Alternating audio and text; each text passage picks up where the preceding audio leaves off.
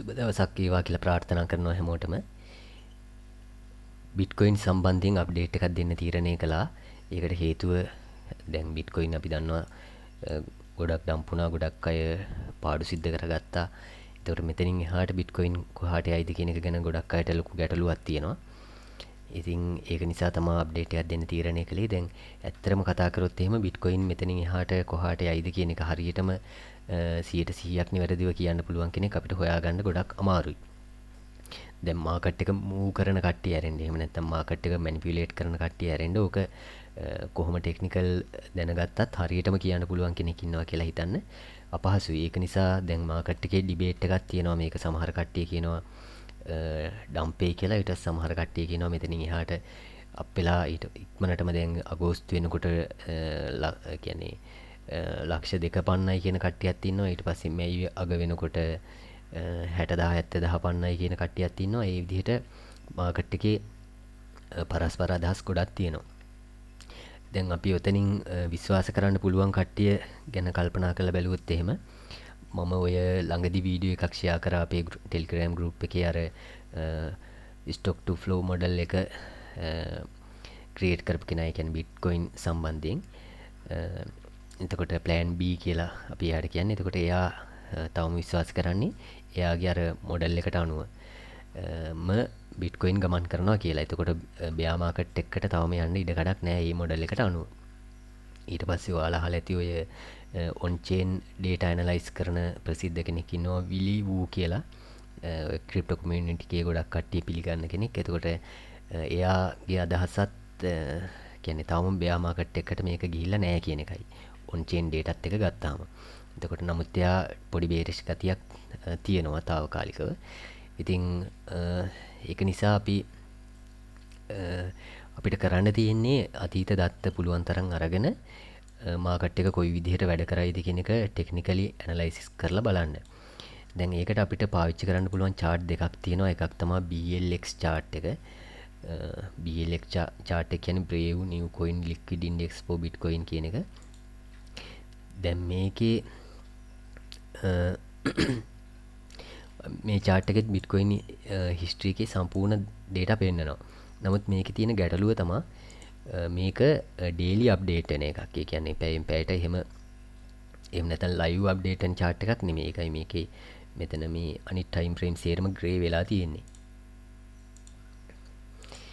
එතකොට ඒක නිසා දැන් ඔය trading view වලින්ම අලුත් index එකක් අඳුනලා දීලා තියෙනවා Bitcoin වලට, BTC USD index එක.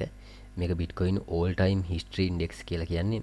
මේකෙන් Bitcoin ඉතිහාසයේ සම්පූර්ණ data අපිට ගන්න පුළුවන්. එතකොට දැන් දැනට තියෙන තත්ත්වය අපි weekly chart එක වගේ දාගෙන බැලුවොත් අපිට පේනවා weekly chart එකේ දැන් මේ candle එක ගොඩක් bearish එකක්. දැන් මේක ගත්තාම මේකේ යම් bullish ගතියක් තියෙනවා. මෙතන ලොකු wick එකක් උඩට හැදිලා තියෙන නිසා. එතකොට දැන් නමුත් මේක 100ට කියන්නේ 50 වත් bullish එකක් නෙමෙයි. මේකේ bearish ගතිය තමයි තවම වැඩි. එතකොට දැන් ගොඩක් කට්ටිය අපි දන්නවා කතා වෙන දෙයක් තමයි 21 weekly exponential moving average එක. දැන් මම මේකට මේ moving average කීපයක් ඇඩ් කරගත්තොත් එතකොට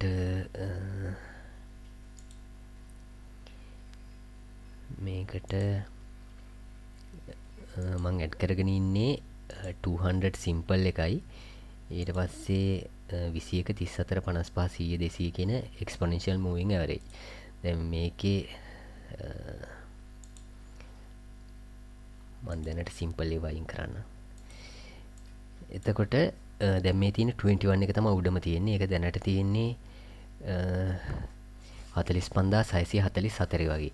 දැන් කලින් සතියේ weekly candle එක ඔය 21 එක break වෙලා නෙමෙයි close වුනේ. ඒකට උඩින් close වුනේ. දැන් මේ weekly එක තවම close වෙලා නැහැ. ඒක නිසා අපිට ලොකු බලාපොරොත්තුවක් තියාගන්න පුළුවන්. මේක දැන් වැඩි තියෙන අද ඉරිදා. ඒ කියන්නේ හෙට වෙනකොට මේක උඩට ගිහිල්ලා මෙතන 21 එකෙන් උඩ ක්ලෝස් වුණොත් අපිට අනිවාර්යයෙන්ම වගේ කියන්න පුළුවන් හොඳ බුල් රන් එකක් යයි කියලා. ඒ කියන්නේ බුලිෂ් විදිහටම මේක අප්පේ කියලා. නමුත් දැන් ඒක සිද්ධ වෙන්න නම් ඩොලර් 10000ක් විතර එක දවසින් පම්ප් වෙන්න ඕනේ. ඒක සෑහෙන අමාරු දෙයක්. දැනට මාකට් එකේ රීටේල්ස්ලා ගොඩක් බය වෙලා ඉන්නවා. ඒ කාරණාත් එක්ක මේක වේල්ස් ළම තමයි පම්ප් කරොත් පම්ප් කරලා උඩින් ක්ලෝස් කරන්න තියෙන්නේ. දැන් බැරි වෙලාවත් මේක යට ක්ලෝස් වුණොත් එහෙම බේරිෂ් විදිහට අපිට පොඩි භයානක ගතියක් එනවා මේක එක්කෝ කොන්සොලිඩේට් වෙන්න හරි යටට ඩම්ප් වෙන්න හරි ඉඩකඩක් තියෙනවා කියලා. නමුත් දැන් ගොඩක් කට්ටිය මේකේ මේ වීක්ලි ක්ලෝස් එක දිහා බලාගෙන ඉන්න හින්දා ඒ කියන්නේ මේක 21 එකට යටින් ක්ලෝස් වුණොත් ෂෝට් කරන්න වගේ හිතාගෙන ඉන්න හින්දා සමහර ලාවට 21 එකට යටින් ක්ලෝස් වෙලා ඊට පස්සේ යාළුව ලික්විඩේට් කරගෙන උඩට යන්නත් ඉඩකඩක් තියෙනවා. මොකද මාකට් එක ගොඩක් අයට පනිෂ්මන්ට් දෙන්න තමයි හැදිලා තියෙන්නේ.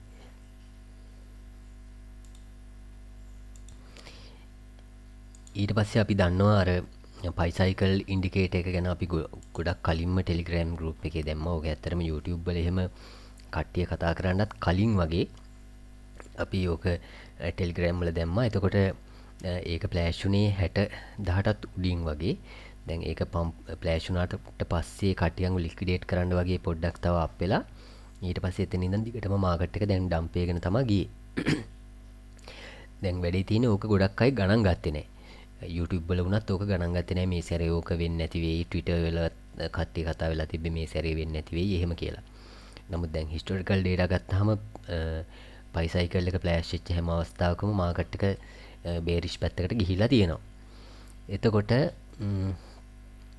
දැන් ඕක ගණන් ගත්තා නම් කෙනෙකුට හොඳට අවස්ථාවක් තිබ්බා උඩදී එක්සිට් වෙන්න. දැන් මමත් වැඩි ගණන් ගත්තේ නැහැ. ඒකින්ද මම 150ක් වගේ තමයි මගේ ස්පොට් ඒ වගේ ප්‍රොෆිට් ගත්තේ. එතකොට ඊටු ටික හෝල්ඩ් කරගෙන හිටියා. සමහර ඒවා මගදී ටික ප්‍රොෆිට් ගත්තා. නමුත් වැඩි හරියක් නෙමෙයි. අතරම 150කට අඩු ප්‍රමාණයක් හෝල්ඩ් කරගෙන හිටියා. එතකොට දැන් ඒක නිසා දැන් අපිට කලින් දත්තවලට අනුව පයිසයිකල් එක ෆ්ලෑෂ් වෙච්ච හින්දා මේක දිගට බෙයා මාකට් එකකට යයිද කියන ඒ පොසිබිලිටි එකත් නැත්තෙම නෑ. ඒකත් මතක තියාගන්න ඕනේ. එහෙම එක්කුත් තියෙනවා.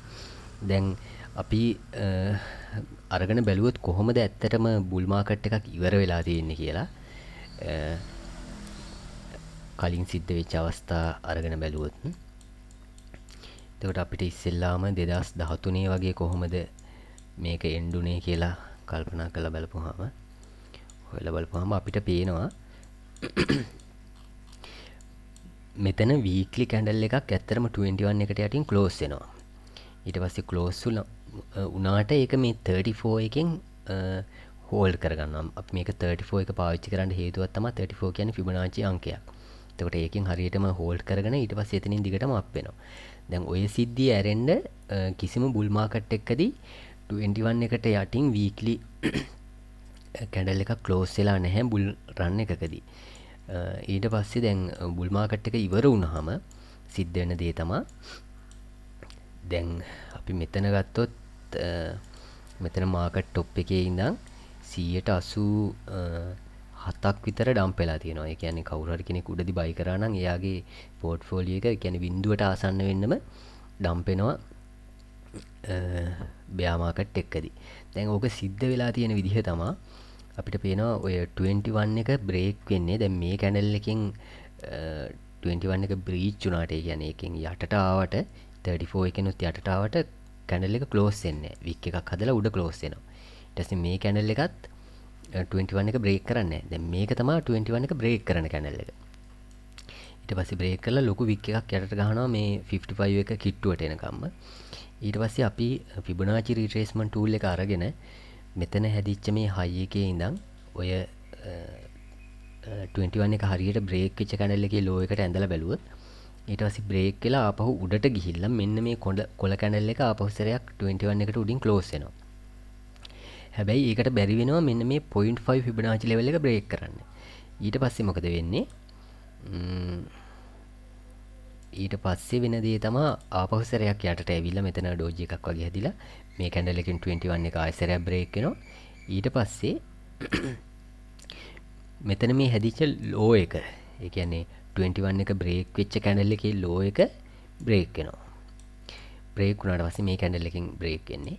ඒක බ්‍රේක් වුණාට පස්සේ මේක අප් වුණත් ඊට පස්සේ ඒ අප් එක දිගටම ඒ කියන්නේ higher highs higher lows හදාගෙන උඩට යන්න වෙන්නේ නැහැ. දිගටම මාස ගානක බේරිෂ් ඒ කියන්නේ බෙයා මාකට් එකක් යනවා දිගටම.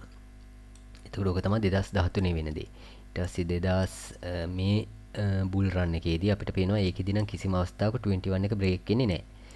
බ්‍රේක් වෙන්නේ නැහැ. ඊට පස්සේ බෙයා මාකට් එක එනකොට සිද්ධ වෙන දේ තමයි මෙතන මේ කැන්ඩල් එක. දැන් මේ කැන්ඩල් එක 21 එකෙන් යටට ආවට අර වගේම වික් එක විතරයි යටට එන්නේ. ක්ලෝස් වෙන්නේ නැහැ. ඊට පස්සේ මේ කැන්ඩල් එකෙන් තමයි 21 එක බ්‍රේක් වෙන්නේ. බ්‍රේක් වෙලා මේකෙදි නම් තව සතියක් දැන් 55 එකටත් යටට ගිහිල්ලා තියෙනවා. ගිහිල්ලා 34 එකත් බ්‍රේක් වෙලා සතියක් යට තිබිලා ඊට පස්සේ අප් වෙනවා.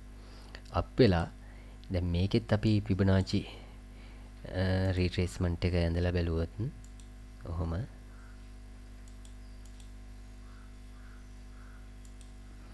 එතකොට අපිට පේනවා මේකෙත් හරියටම මේ 0.5 එක බ්‍රේක් කරන්න බැරි වෙනවා අප් වුණාට. ඒ කියන්නේ 21 එකෙන් උඩ ආයේ ක්ලෝස් වුණාට 0.5 එක බ්‍රේක් කරන්න බැරුව යනවා ෆිබොනාචි ලෙවල් එක. ඊට පස්සේ ආපහු යටට වැටිලා මෙතන මේ හැදිච්ච ලෝස් දැන් මෙතන අපිට මේ ලෝ එක ගන්නත් පුළුවන්. මොකද මේක තමයි 21 එක පළවෙනි ඉස්සෙල්ලාම බ්‍රේක් වෙච්ච කැන්ඩල් එක හැටියට තියෙන්නේ. එතකොට මේ ලෝ එක බ්‍රේක් වුණාම මාකට් එක දිගටම මෙයා ට්‍රෙන්ඩ් එකකට යනවා. එතකොට දැන් තියෙන තත්ත්වය ගත්තාම අපි දැන් තියෙන ස්වභාවය ගත්තාම අපිට පේනවා දැන් තවම කැන්ඩල් එකකින් ඒ කියන්නේ වීක්ලි කැන්ඩල් එකකින් හරියටම මේක බ්‍රේක් වෙලා නැහැ. බ්‍රේක් වෙන්න නම් මේක හෙට වෙනකොට ක්ලෝස් වෙන්න ඕනේ. අපි හිතමු එහෙම ක්ලෝස් වුණා කියලා. ඒතකොට අපි දන්නවා 21 එක දැන් බ්‍රේක් වුණා. දැන් 34 එකටත් යටින් ක්ලෝස් වුණොත් තවත් වැඩි දරුණුයි. ඊට පස්සේ අපි මෙතන ෆිබොනාචි රීට්‍රේස්මන්ට් එක අරගෙන ඔහොම ඇඳලා බලපුවාම අපිට පේනවා 0.5 එකේ ඉන්නේ 44558 වගේ. දැන් ඒක ඇත්තටම දැන් 21 එක තියෙන්නේ 40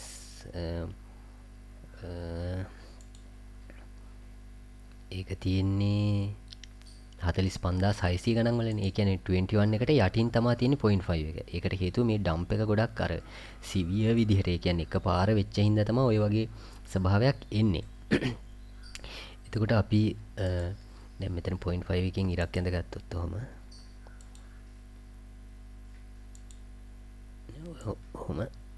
ඊට පස්සේ අපිට මෙතන මේ 61.8 එකත් ගොඩක් වැදගත් ෆිබොනාචි ලෙවල් එකක් හින්දා ගෝල්ඩන් පොකට් එක හින්දා ඒකත් මාක් කරගත්ත හැකි.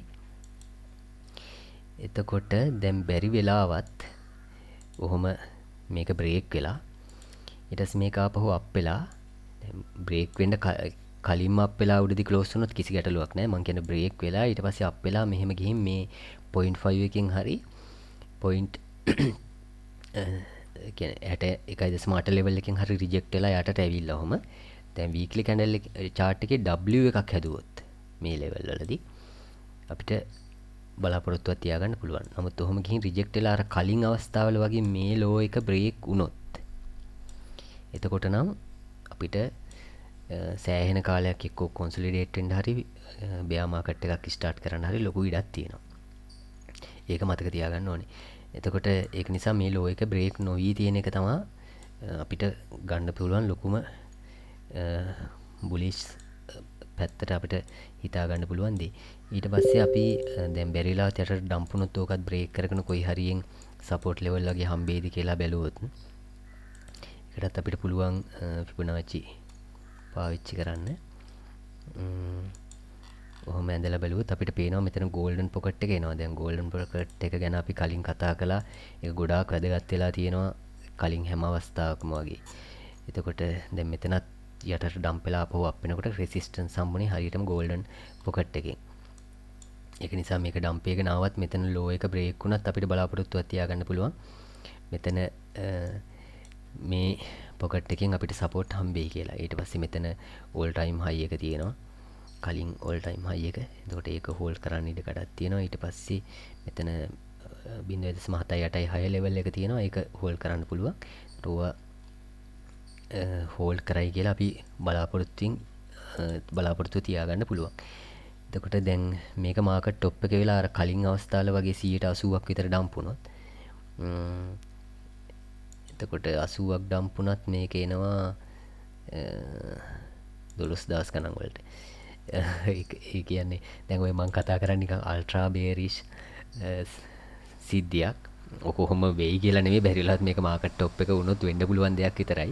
ඒක නිසා මම අර ෆඩ් පතරෝනවා කියලා හිතන්න එපා. මම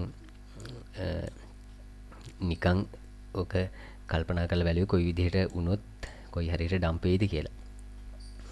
එතකොට දැන් අපිට බුලිෂ් පැත්තට තව ලොකු බලාපොරොත්තුවක් තියාගන්න පුළුවන් දෙයක් තමයි අපි ඩේලි චාර්ට් එක දාගත්තොත් එහෙම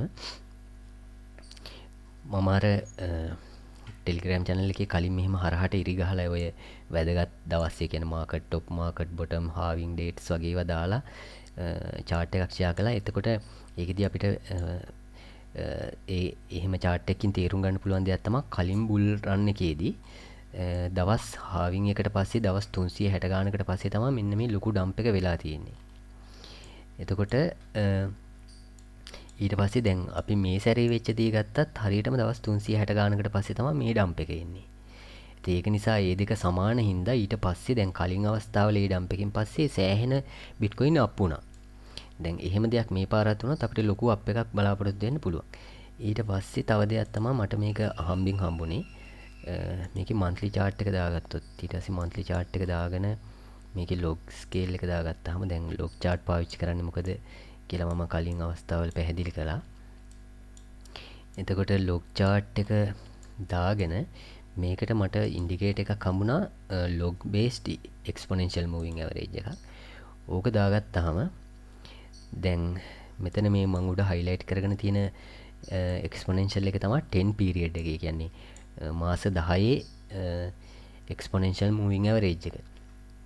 එතකොට මේක ඇත්තටම වෙන කවුරුවත් නෝට් කරාද කියලාවත් මම දන්නේ මේක මම ඒ කියන්නේ ඉන්ඩිකේටර්ස් දාගෙන යනකොට දැක්ක එකක්. දැන් මේ ඔය 10 period moving average එක monthly chart එකේ කිසිම බුල් රන් එකකදී බ්‍රේක් වෙලා නැහැ. දැන් මෙතන bear run එකකට යනකොට bear market එකට යනකොට මෙතන මේ කැන්ඩල් එකෙන් තමයි ඔක බ්‍රේක් වෙන්නේ. ඊට පස්සේ දිගටම ඩම්ප් වෙනවා. දැන් මේ බුල් අප් එකේදී ඔක කිසිම අවස්ථාවක බ්‍රේක් වෙන්නේ නැහැ. මෙතන යන්තම් වික් එකක් එනවා. ඊට පස්සේ මෙතනදී මේ කැන්ඩල් එකෙන් ඕක බ්‍රේක් වෙනවා. ඊට පස්සේ දිගටම ඩම්ප් වෙනවා. ඊට පස්සේ මෙතනත් මේකෙන් බ්‍රේක් වෙනවා. ඊට පස්සේ අප් වුණත් ඊට පස්සේ ඩම්ප් වෙනවා. ඊට පස්සේ දැන් හරියටම පුදුම විදිහට ඔය මූවිං ඇවරේජ් එකෙන් තමයි හරියටම මෙතන සපෝට් හම්බෙලා තියෙන්නේ දැන්. එතකොට අපිට බලාපොරොත්තුවක් තියාගන්න පුළුවන් මේක හෝල්ඩ් කරන් හිටියොත් කිසි ගැටලුවක් වෙන්නේ නැහැ කියන එක. ඒ කියන්නේ මන්ත්ලි කැන්ඩල් එකක් බැරි වෙලාවත් මේකට යටින් ක්ලෝස් වුණොත් එහෙම. එතකොට නම් අතීතයේ සිද්ධ වෙලා තියෙන දේවල් එක අපිට හිතන්න වෙනවා මේක අනිවාර්ය කියන්නේ ලොකු සම්භාවිතාවයක් තියෙනවා මේක බෙයා මාකට් එකට යයි කියලා. මොකද කලින් කිසිම අවස්ථාවක ඕක මේ මූවිං ඇවරේජ් එකට යටින් ක්ලෝස් වුණාම බෙයා මාකට් එකට යන්නේ නැතුව තිබිලා නැහැ. ඒකින්ද අපිට මේක අවසාන බලාපොරොත්තු හැටියට තියාගන්න පුළුවන් මෙන්න මේ ලෝ එක. ඒ කියන්නේ ඕක වෙරි හරිම කියන්නේ ක්‍රිටිකල් පොයින්ට් එකක් හැටියට අපිට ගන්න පුළුවන්. දැන් ඕක වික්ුණා කියලා ගැටලුවක් නැහැ. ඒ කියන්නේ අපි ඔය සමහර අර අපේ ගෲප් එකේ ෂෙයා කරලා තිබ්බා කවුරු හරි කෙනෙක් අර يعني කට්ටියන් ලික්විඩේට් කරන්න සිද්ධ කරන දෙයක් කියලා. ඒ කියන්නේ එක්කෙනෙක්ව විශේෂයෙන් ලික්විඩේට් කරන්න ගොඩක් try කරනවා කියලා. යා ජස්ටින් සන් කියලාත් කතාවක් තිබ්බා මටත් හම්බුණා එක. එතකොට දැන් එහෙම කෙනෙක්ව ලික්විඩේට් කරන්න සමහරලාට වික් එකක් ගහන්න ඉඩ කඩක් තියෙනවා යටට. දැන් වික් එකක් ගහලා ඇවිල්ලා මේක උඩ ක්ලෝස් වුණත් අපිට කිසිම ගැටලුවක් වෙන්නේ නැහැ. එතකොට ඒක නිසා මේක හෝල්ඩ් කරගෙන ඉන්න එක අපිට ලොකු බුලිෂ් සයින් එකක්. දැන් ඕක හෝල්ඩ් කරගෙන ඉඳලා ඔහොම අප් වුණොත් අපිට අර කිව්වා වගේ සමහරලාට ලක්ෂ්‍ය පන්නලා යන්න උනත් ඉඩ කඩක් තියෙනවා. දැන් අපි ටෙම්ප කියන්නේ ෂෝට් ටයිම් ෆ්‍රේම් වලට ගිහිල්ලා බැලුවොත් කොහොම දේවල්ද අපිට බලා ගන්න පුළුවන් වෙන්නේ කියලා. ඊට පස්සේ තව දෙයක් මෙතන මට පැහැදිලි කරන්න ඕන අවශ්‍යයි. මම මේකට ඩේලි chart එක දාගන්න. ඊට පස්සේ අහලා ඇති hash ribbon කියලා ඉන්ඩිකේටර් එකක් තියෙනවා Bitcoin වල. ඔය ඇත්තටම on chain data පදනම් කරගෙන ඊට පස්සේ Bitcoin වල hash rate එක පදනම් කරගෙන හදන ඉන්ඩිකේටර් එකක්. මේක ගොඩාක් ඔය කලින් බුල් මාකට් එක පටන් ගන්න කලින් ගොඩක් අය කතා වුණා. එතකොට අපිට ඒක දාගත්ත හැකි මේ තියෙන hash ribbon scale. ඒකට ඔය ඉන්ඩිකේටර් එකේ මම settings පොඩ්ඩක් වෙනස් කරගන්න. මේක ටිකක් පැහැදිලි වෙන්න ඕන නිසා අයින කැපිචුලේෂන් අයින් කළා රිකවරි පීරියඩ් එකත් මම අයින් කළා මේක කැපිචුලේෂන් කියන එක මම රෙඩ් කරගන්නවා. එතකොට දැන් මේකේ මේ රෙඩ් ඩොට් එක තමයි මාකට් කැපිචුලේෂන් එක. ඊට පස්සේ මාකට් එක රිකවර් වෙන්න යන කාලයක් තියෙනවා. ඒක ඊට පස්සේ මාකට් එක රිකවර් වුණාම තමයි මේ ග්‍රීන් ඩොට් එක ෆ්ලෑෂ් වෙන්නේ. ඊට පස්සේ ග්‍රීන් ඩොට් එක ෆ්ලෑෂ් වුණාට පස්සේ බ්ලූ ඩොට් එක තමයි බයි සිග්නල් එක. එතකොට බයි සිග්නල් එක ෆ්ලෑෂ් වුණාම එතනින් එහාට ඒ කියන්නේ අතීතයේ ගොඩක් වෙලාවට එතනින් එහාට හොඳට අප් වෙලා තියෙනවා. දැන් මෙතන සෑහෙන අප් වෙලා තියෙනවා. ඊට පස්සේ කොරෝනා ඩම්ප් එකේදී කැපිචුලේෂන් එකක් වුණා. ඊට පස්සේ මාකට් එක රිකවර් වුණා. ඊට පස්සේ බයි සිග්නල් ෆ්ලෑෂ් වුණා. මේකේ දෙපාරක් විතර ෆ්ලෑෂ් වෙනවා. මෙතනත් කැපිචුලේෂන් එකක් වෙලා. ඊට පස්සේ දිගටම හොඳට අප් වෙනවා. ඒකෙන් හින්දා දැන් අපිට ඔය දැන් කැපිචුලේෂන් එකයි ඊට පස්සේ ඔය රිකවර් වෙලා ඊට පස්සේ බයි සිග්නල් එක ෆ්ලෑෂ් වෙන එකයි සෑහෙන හොඳ දෙයක් බුල් ඔය කියන්නේ බුල්ස්ලාට. දැන් මෙතන කැපිචුලේෂන් එකක් වෙලා රිකවර් වුණා කියලා කොළ එක ෆ්ලෑෂ් වුණාට ඊට පස්සේ ආයෙ කැපිචුලේෂන් එකක් වෙලා තියෙනවා. දැන් ඔය දෙකම අර චීනේ ගල් අඟුරු බලාගාරවල අර සිද්ධ වෙච්ච සිද්ධියත් එක්ක හැෂ් රේට් එක ඩ්‍රොප් වෙලා ඊට පස්සේ ප්‍රයිස් එකත් ඩ්‍රොප් වෙච්ච එකත් එක්ක වෙච්ච එකක් කියලා ගොඩක් අය කියනවා. දැන් ඒකින් හින්දා මේක නොසැලකිය යුතුයි කියලා සමහර අය කතා වෙනවා. නමුත් කොහොම හරි දැන් කැපිචුලේෂන් එකකට පස්සේ දැනට මාකට් එක රිකවර් වුණා කියලා ෆ්ලෑෂ් වෙලා තියෙනවා. ඊට පස්සේ මේකේ බයි සිග්නල් එකක් ආවොත් බැරි වෙලාවත්. එතකොට අපිට ලොකු අවස්ථාවක් තියෙනවා මාකට් එක අප් වෙන්න. එතකොට අපිට බයි කරන්න උනත් අවස්ථාවක් තියෙනවා. ඊට පස්සේ දැන් ෂෝට් ටයිම් ෆ්‍රේම් වලට ගියොත් එහෙම 4 hour වගේ ගියපුවම අපිට මෙතන පේනවා පොඩි W එකක් වගේ හදන්න ඉඩ කඩක් තියෙනවා. පොඩිත් නෑ ටිකක් ලොකු එකක් කොහොම. නමුත් මේක හරියට වැඩ කරන්න නම් මෙතන නෙක් ලයින් එක බ්‍රේක් වෙන්න ඕනේ.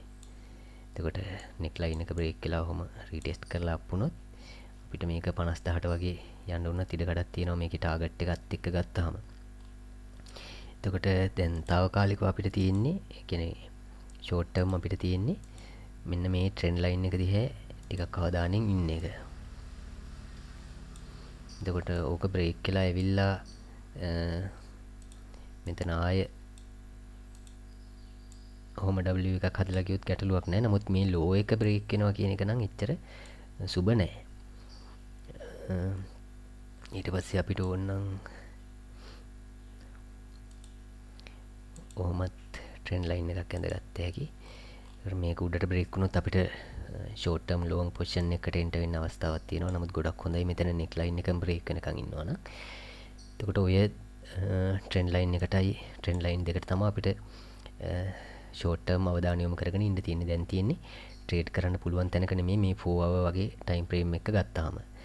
ඊට පස්සේ මේක කොයි අතර බ්‍රේක් වුණත් අපිට එක්ක ෂෝට් කරන්න හරි ලොන්ග් කරන්න හරි අවස්ථාවක් තියෙනවා. දැන් මේ ලෝ එක බ්‍රේක් වෙලා මේකට යටින් වීක්ලි එකක් හරි මන්ත්ලි එකක් හරි ක්ලෝස් වුණොත් දැන් මන්ත්ලි ක්ලෝස් එකක් එනවනේ ළඟදිම.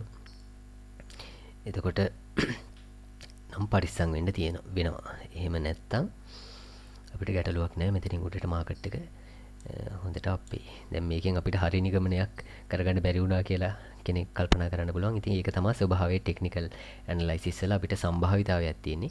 ෂෝට් ටර්ම් කරන්න තියෙන්නේ මේක බලාගෙන ඉන්න එක. කොහෙට බ්‍රේක් වෙයිද කියලා. ඊට පස්සේ ලොන්ග් ටර්ම් අපිට බලාපොරොත්තු තියාගන්න පුළුවන් මේ ලෝ එක බ්‍රේක් වුණේ නැත්තම් මේක අපේ කියලා. ඊට පස්සේ අපිට හොඳටම බලාපොරොත්තු තියාගන්න පුළුවන් දේ තමයි වීක්ලි එකක් අර ආපහු සැරයක් 21 එකට උඩින් හරියට ක්ලෝස් වෙලා එතනින් උඩට අප් වෙන එක. හැබැයි අර කලින් වෙලා තියෙන විදිහට බැරි වෙලාවත් 21 එකට උඩින් කොහොම හරි 21 එක ඉස්සෙල්ලා බ්‍රේක් වෙලා කැන්ඩල් එකකින් ඊට පස්සේ ආපහු ඒක උඩට උඩින් උඩ ක්ලෝස් වෙලා ආපහු 21 එක බ්‍රේක් වෙලා යටට වැටිලා අර කලින් ලෝ එක බ්‍රේක් වුණොත් නම් මම නම් ඔය තියෙන පොසිෂන් ටිකත් ක්ලෝස් කරලා එක්සිට් වෙන්න කල්පනා කරනවා. ඕක තමයි මට බිට්කොයින් සම්බන්ධයෙන් දෙන්න තිබ්බ අප්ඩේට් එක. ඔය ස්ටොප් ලොස් දාගන්න කියලා ස්පොට් එකේ පව මම කියන්න හේතුව තමයි ඔය වගේ අනිශ්චිත ස්වභාවයක් ඊට පස්සේ ලොකු රිස්ක් එකක් ක්‍රිප්ටෝ වල තියෙන නිසා. ඒක නිසා පරිස්සමට ට්‍රේඩ් කරන්න කියලා ඉල්ලා සිටිනවා. හොඳයි සුබ දවසක් වේවා කියලා ප්‍රාර්ථනා කරනවා හැමෝටම.